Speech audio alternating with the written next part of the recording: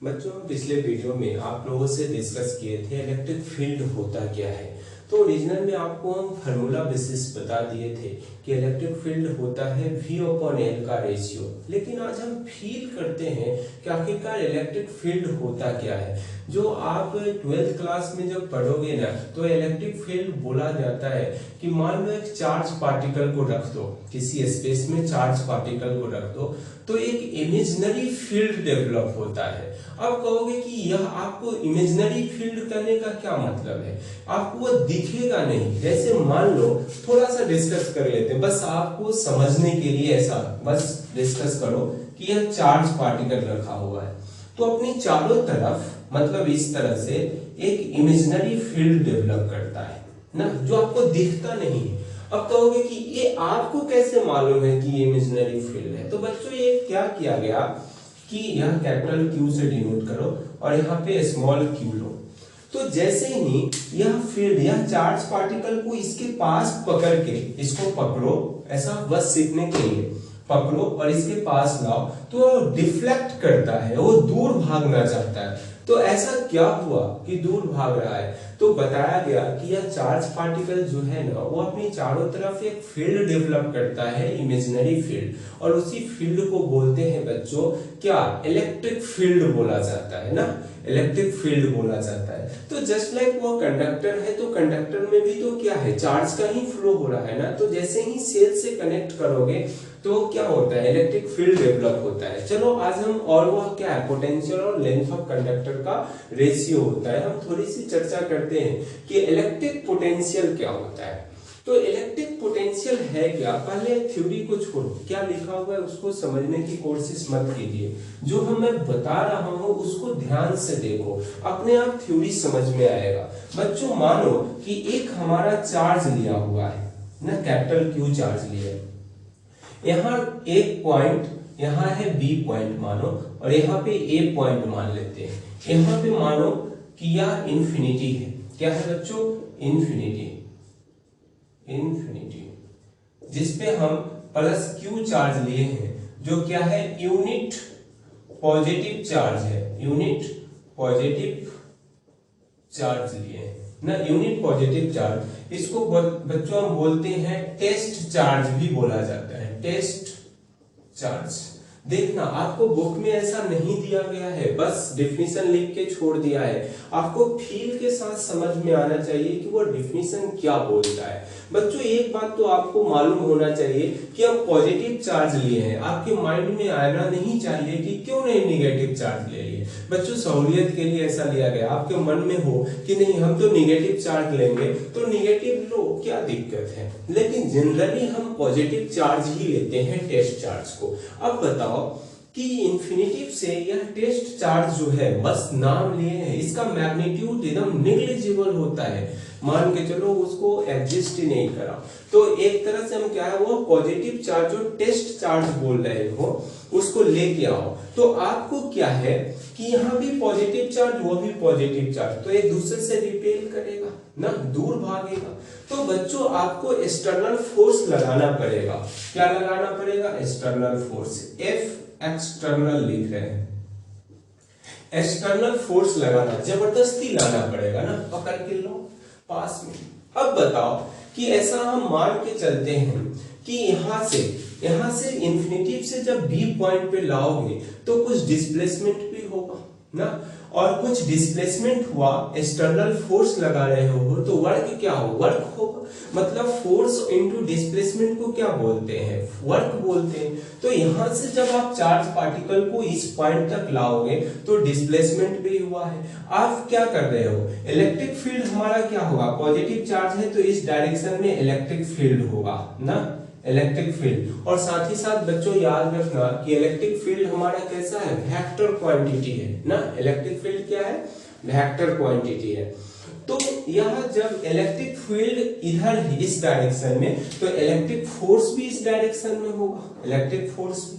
तो यहाँ जब इलेक्ट्रिक फोर्स इधर तो एक दूसरे को रिपेल करेगा, तो इलेक्ट्रिक एक्सटर्नल फोर्स जो है वो लेके आ रहा है और एक क्या है डिस्प्लेसमेंट हो रहा है, कुछ वर्क तो होगा ना, तो वर्क होगा।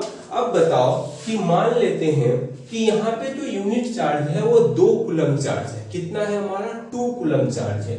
तो यहाँ से यहाँ इंफिनिटी से 2 कूलम चार्ज को बी तक लाने में मान लो कि 10 जूल वर्क करना पड़ा, 10 जूल मतलब यहाँ पे 10 जूल वर्क करना पड़ा, यहाँ पे कितना 20 जूल वर्क करना पड़ा 2 कूलम चार्ज को। बस हम एग्जांपल के लिए लेट किया हुआ है बच्चों, लेट किया हुआ। अब बताओ कि यहाँ से बी पॉइंट पे लाने में 10 जूल हमें चार्ज करना पड़ा।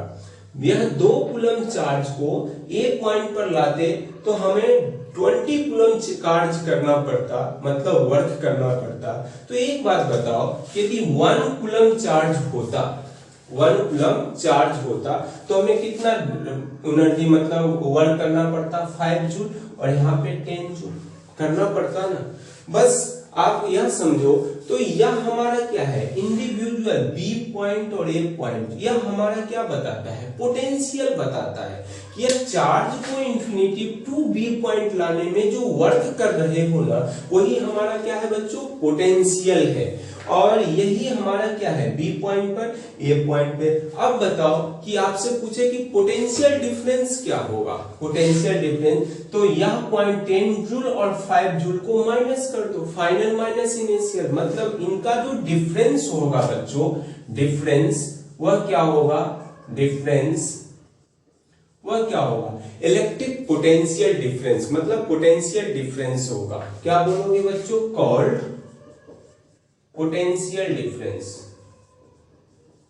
पोटेंशियल डिफरेंस, ये सारा कहानी है पोटेंशियल डिफरेंस। तो चलो थ्योरी को समझते हैं ना।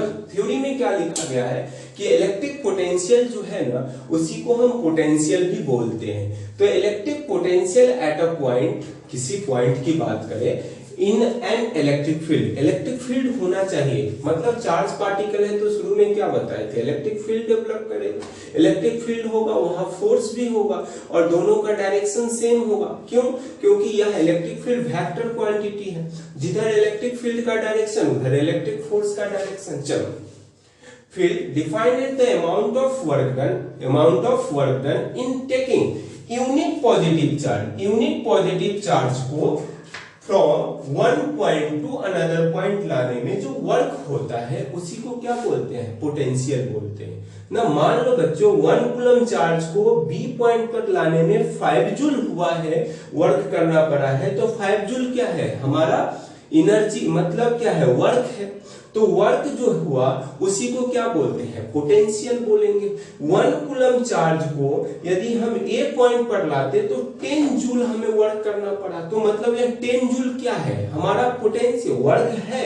लेकिन यह 1 कूलम चार्ज को लाने में तो हम बोल सकते हैं कि यह पोटेंशियल है हमारा, मतलब क्या है 1 पॉइंट टू अनदर पॉइंट लाने में जो वर्क होता है यूनिट पॉजिटिव चार्ज को, उसी को क्या बोलते हैं हम पोटेंशियल बोलते हैं। चल यहीं से फार्मूला डेवलप करो, अपने आप याद करो, ध्यान से देखो, यूनिट मतलब थ्योरी को, work done in taking unit positive charge, मतलब यूनिट चार्ज को V इक्वल टू क्या लिखोगे 1 कूलम चार्ज को जो लाने में किसी पॉइंट पर जो वर्क करना पड़ रहा है उसी को क्या बोलते हैं हम पोटेंशियल बोलते हैं। तो V इक्वल टू क्या लिखोगे वर्क डन अपॉन क्या लिखोगे चार्ज,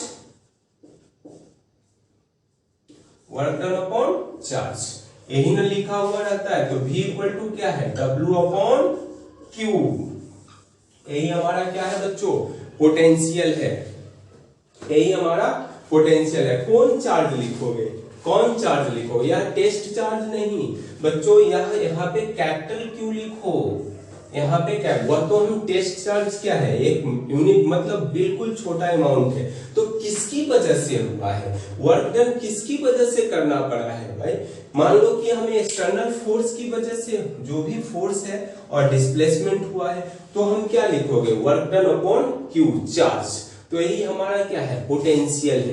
तो इस तरह से कहानी है। यदि पोटेंशियल डिफरेंस आपसे पूछे तो क्या बोलोगे, हमें जो फाइनल वर्क डन और या इनिशियल वर्क डन करने में जो डिफरेंस है दोनों के बीच, तो W हम ऐसा लिख सकते हैं, बोल तो पोटेंशियल डिफरेंस जो है हमारा A टू B, मतलब A टू B कहने का मतलब क्या है, ऐसे लिखो VA माइनस VB, तभी तो, मतलब फाइनल माइनस इनिशियल, मतलब क्या है VA माइनस VB। तो क्या लिखोगे, वर्क डन B मतलब A minus work done B upon क्या लिखोगे, चार्ज ना।